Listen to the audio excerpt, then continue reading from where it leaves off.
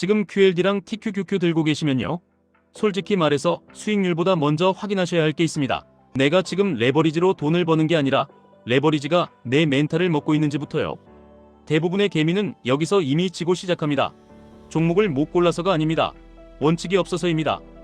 반대로 워런 버핏, 피터 린치 같은 사람들은 딱 5가지만 목숨처럼 지키고 끝까지 버팁니다. 이 5가지가 지켜지면 QLD와 TQQQ는 무기가 됩니다. 이 5가지가 무너지면 QLD와 TQQQ는 폭탄이 됩니다.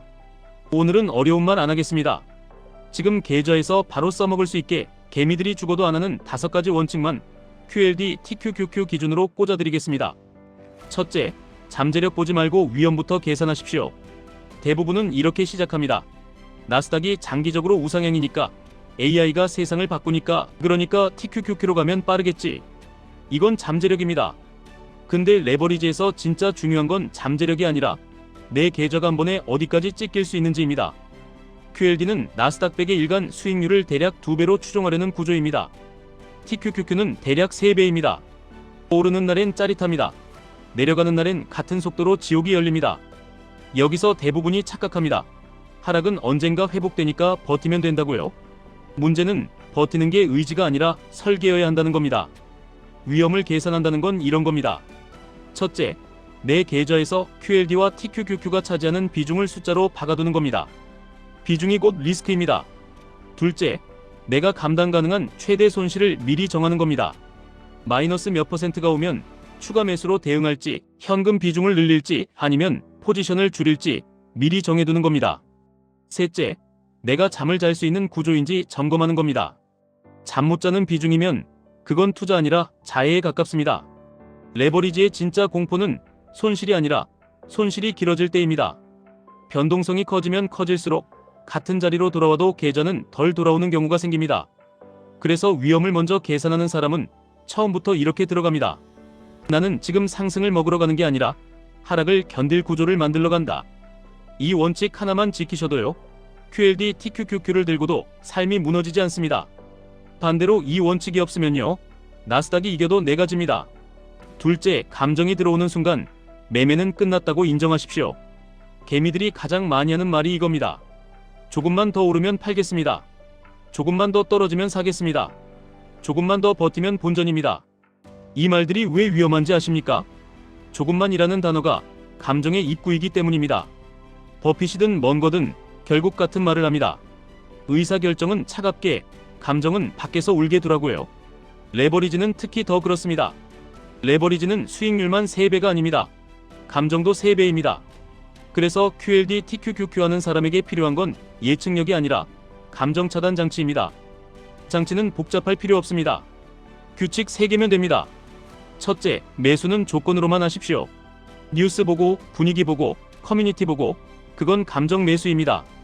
조건은 숫자여야 합니다. 예를 들면 내가 보는 기준선 아래에서만 분할 매수한다. 혹은 시장이 과열된 구간에서는 매수하지 않는다. 이런 식으로요. 둘째, 포트폴리오를 들춰보는 횟수를 제한하십시오. 하루 종일 계좌를 보는 순간 뇌는 싸움 모드가 됩니다. 싸움 모드에서 하는 매매는 원칙이 아니라 반사신경입니다. 레버리지에서 반사신경은 파멸로 가는 지름길입니다. 셋째, 매도는 감정이 아니라 계획으로만 하십시오. 레버리지는 특히 올라갈 때 욕심이 붙습니다. 더 오를 것 같아서 못 팝니다. 그러다 한번 꺾이면 수익이 순식간에 증발합니다. 그래서 미리 정해둬야 합니다. 어디까지 오면 일부 익절한다. 익절한 돈은 어디로 옮긴다. 현금은 얼마나 남긴다. 이게 없으면 결국 수익을 계좌에서 꺼내지 못합니다. 감정이 판단력을 흐리는 순간을 잡아내는 사람만 레버리지를 쓸 자격이 있습니다. 셋째, 이해하지 못하는 건 절대로 사지 마십시오. 특히 QLD, TQQQ는 더더욱 그렇습니다. 많은 분들이 QLD, TQQQ를 그냥 나스닥을 2배, 3배로 오래 들고 가면 더 빨리 부자 된다고 생각합니다. 여기서 이해가 부족하면 버티는 동안 계속 손해를 누적시키는 행동을 하게 됩니다. 이해해야 할 핵심은 딱 3가지입니다. 첫째, 이 상품은 일간 기준으로 배수가 맞춰진다는 점입니다. 둘째, 변동성이 커지면 내 계좌가 체감하는 수익률이 내가 상상한 것과 달라질 수 있다는 점입니다. 셋째, 그래서 레버리지는 장기 보유 자체가 나쁘다 좋다의 문제가 아니라 어떤 구간에서 어떤 방식으로 보유하느냐의 문제라는 점입니다. 여기까지 이해가 되면 다음 질문이 생깁니다. 그럼 레버리지는 하면 안 되는 겁니까? 아닙니다. 이해한 사람에게만 레버리지는 도구가 됩니다. 이해 못한 사람에겐 레버리지는 도박이 됩니다. 피터 린치가 말한 핵심도 사실 이겁니다. 주식은 복권이 아니다. 기업과 연결되어 있고 내가 이해할수록 유리하다. QLD, TQQQ도 똑같습니다. 나스닥 100이 어떤 기업들로 구성되어 있는지, 어떤 산업이 수익을 끌어가는지, 금리와 유동성에 어떻게 반응하는지 이걸 모르고 3배를 들면요, 모르는 위험을 3배로 사는 겁니다. 그러니까 이렇게 바꾸셔야 합니다. QLD, TQQQ를 산다가 아니라 나는 나스닥 100의 성격을 산다. 그 성격이 좋아질 구간에서 레버리지를 쓴다. 이게 이해입니다. 넷째, 실수는 잘못이 아닙니다. 실수에서 교훈을 못 뽑아내는 게 진짜 잘못입니다. 개미들이 레버리지에서 계속 무너지는 이유는 간단합니다. 매번 같은 실수를 다른 날에 반복하기 때문입니다. 예를 들면 이런 패턴입니다. 상승장에서 TQQQ로 수익이 나기 시작합니다. 그때부터 확신이 생깁니다. 나는 재능이 있다. 나는 시장을 읽었다. 비중이 커집니다. 현금이 사라집니다. 조정이 옵니다. 처음엔 버팁니다. 그 다음엔 본전 심리가 작동합니다. 추가 매수를 하는데 기준이 없습니다. 그리고 결국 가장 중요한 타이밍에 현금이 없습니다. 이건 실수가 아닙니다. 이건 학습을 안 한 겁니다. 학습은 이렇게 하시면 됩니다. 매수할 때 한 줄만 적으십시오. 왜 지금 사는지, 어떤 조건이 무너지면 내가 틀린 건지, 이 2줄만 적어도 다음 조정에서 사람이 달라집니다. 그리고 매도할 때도 한 줄만 적으십시오. 왜 지금 파는지, 수익이라서가 아니라 내가 정한 목표 구간이라서, 내가 정한 위험 관리 때문이라서. 이렇게 기록이 쌓이면 레버리지에 진짜 무기가 생깁니다. 바로 자기 확신입니다. 근거 있는 확신이 생기면 시장이 흔들려도 내가 흔들리지 않습니다. 버핏이 말하는 것도 결국 이겁니다. 남들보다 IQ가 높아서가 아니라 건전한 사고를 유지하고 감정이 그 사고를 침식하지 못하게 막는 능력이라고요. 그 능력은 타고나는 게 아니라 기록으로 길러집니다. 다섯째, 인내심은 미덕이 아니라 수익률 그 자체입니다. 이 원칙에서 개미들이 거의 전멸합니다. 왜냐하면 인내를 착각하기 때문입니다. 인내는 아무것도 안 하고 버티는 게 아닙니다. 인내는 좋은 원칙을 가진 채로 쓸데없는 행동을 하지 않는 겁니다.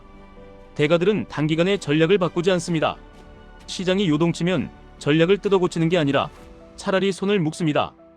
이게 진짜 인내입니다. QLD, TQQQ에서 인내는 더 어려워 보입니다.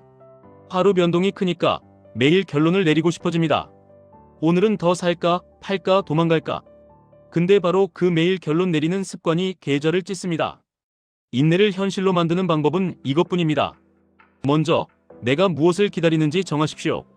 그냥 회복을 기다린다가 아니라 내가 정한 기준선 회복을 기다린다. 내가 정한 위험 구간 통과를 기다린다. 내가 정한 추세 확인을 기다린다. 이렇게 기다림에도 목표가 있어야 합니다. 그리고 기다리는 동안 할 일도 정하십시오. 시황을 더 맞추려고 애쓰지 마시고요. 내가 가진 기업들이 어떤 실적을 내고 있는지, 금리가 어떤 방향으로 움직이는지, 유동성이 어떤 흐름인지 딱 3가지만 점검하십시오. 이게 투자자의 기다림입니다. 나머지는 잡음입니다. 여기서 많은 분들이 묻습니다. 그럼 결국 이 5가지를 어떻게 QLD, TQQQ에 적용하느냐고요? 지금부터 아주 현실적으로 당장 오늘부터 쓸 수 있게 한 장짜리로 정리해 드리겠습니다. 첫째, 비중부터 정하십시오. QLD, TQQQ 합쳐서 내 계좌의 몇 %인지 숫자로 박으십시오. 이 숫자가 흔들리면 나머지 원칙도 다 무너집니다. 둘째, 매수 조건을 정하십시오. 뉴스 금지, 분위기 금지. 조건은 숫자로만. 분할 매수 구간, 추가 매수 구간, 관망 구간, 이 3구간을 미리 그어두십시오. 셋째, 현금을 남기는 규칙을 정하십시오. 레버리지에서 현금은 사치가 아니라 산소입니다. 산소가 없으면 조정에서 질식합니다. 최소한의 산소통을 남겨두십시오. 넷째, 익절 규칙을 정하십시오. 레버리지는 수익이 날 때 일부를 꺼내지 않으면 결국 수익을 체감하지 못하고 끝납니다. 올라갈 때 조금씩 꺼내서 계좌를 단단하게 만드는 사람이 최종 승자입니다. 다섯째, 기록하십시오. 한 줄이면 됩니다. 왜 샀는지, 무엇이 깨지면 내가 틀린 건지. 이 한 줄이 다음 폭락에서 당신을 살립니다. 여기까지 들으시면 또 이런 질문이 나옵니다. 그럼 버핏처럼 개별주만 해야 합니까? 아닙니다. 버핏이 말한 핵심은 개별주냐, 인덱스냐가 아닙니다. 이해하는 범위 안에서 좋은 기업을 합리적인 가격에 오래 들고 가라는 겁니다. QLD는 결국 나스닥100 기업들 묶음입니다. 그 묶음이 무엇인지 이해하고 내가 감당할 위험 안에서 운용하면 원칙의 본질은 같습니다. 피터 린치처럼 중소형 성장주를 찾아야 합니까? 아닙니다. 린치의 핵심도 종목 리스트가 아닙니다. 내가 아는 것에서 시작하고 현장에서 확인하고 과한 기대를 경계하고 몇 개의 승자가 전체 수익을 만든다는 현실을 받아들이라는 겁니다. QLD TQQQ도 승자가 결국 수익을 만듭니다. 나스닥이 장기적으로 강했던 이유는 혁신의 승자들이 계속 바뀌면서도 승자 자체는 계속 나왔기 때문입니다. 그 구조를 믿고 접근하되 레버리지라는 증폭기를 쓸 때는 원칙이 반드시 필요합니다. 또 이런 질문도 나옵니다. 지금이 매수 타이밍입니까? 이 질문이 나오는 순간 이미 감정이 들어왔을 가능성이 큽니다. 타이밍은 제가 드리는 게 아닙니다. 타이밍은 당신의 규칙이 주는 겁니다. 오늘이든 내일이든 내 규칙에 맞으면 들어가고 아니면 가만히 있는 것. 그게 대가들의 태도입니다. 그리고 마지막 질문. 레버리지면 결국 언젠가 망하는 것 아닙니까? 레버리지는 망하는 상품이 아닙니다. 원칙 없이 욕심으로 쓰면 망하는 도구입니다. 칼도 똑같습니다. 요리사가 쓰면 밥이 되고 미친 사람이 들면 사고가 됩니다. QLD TQQQ도 그렇습니다. 제가 오늘 드린 5가지 원칙은 사실 엄청 특별한 비밀이 아닙니다. 너무 기본이라서 그래서 사람들이 안 합니다. 근데 투자에서 진짜 무서운 사실은 이겁니다. 대부분의 돈은 특별한 비밀이 아니라 기본을 끝까지 지킨 사람에게 갑니다. 위험을 먼저 계산하십시오. 감정을 차단하십시오. 이해 못하면 사지 마십시오. 실수에서 교훈을 뽑아내십시오. 인내를 행동으로 만드십시오. 이 5가지가 지켜지는 순간 QLD TQQQ는 더 이상 도박이 아닙니다. 당신의 시간과 원칙을 증폭시키는 도구가 됩니다. 오늘부터 딱 하나만 하셔도 됩니다. 계좌를 열고 QLD TQQQ 비중을 적으십시오. 그리고 한 줄만 쓰십시오. 나는 잠재력이 아니라 위험을 먼저 본다. 그 한 줄이 다음 변동장에서 당신을 다르게 만들 겁니다. 지금까지 1분 투자 하이젠버그였습니다.